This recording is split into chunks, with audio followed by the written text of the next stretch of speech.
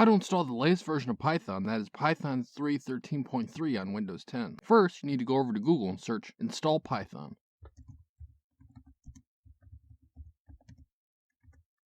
You'll want to click on the first link that comes up from python.org, that being the one that says Download Python.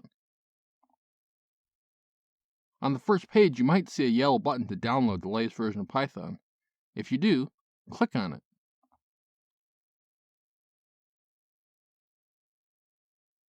Once it is finished downloading, I will click on it up here.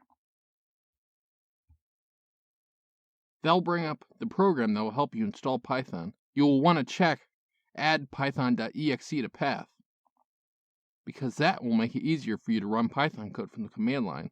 You will also want to check Use Admin Privileges when installing py.exe. Next, click on Customize Installation. Since all the options are selected here, click the Next button. Under Advanced Options, check the Install Python 3.13 for all users. Everything else you can keep the way it is. Next, click on Install.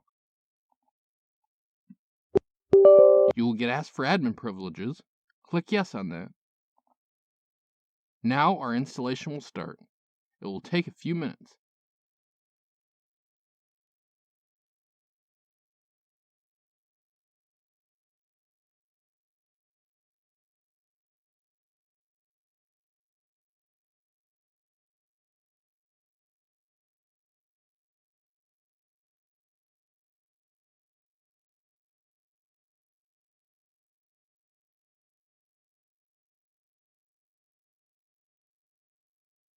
Once your Python installation was successful, you can simply close this window.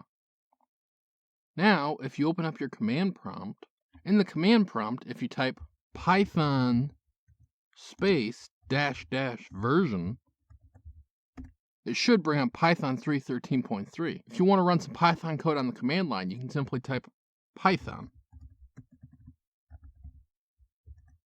Then you can run some simple code like print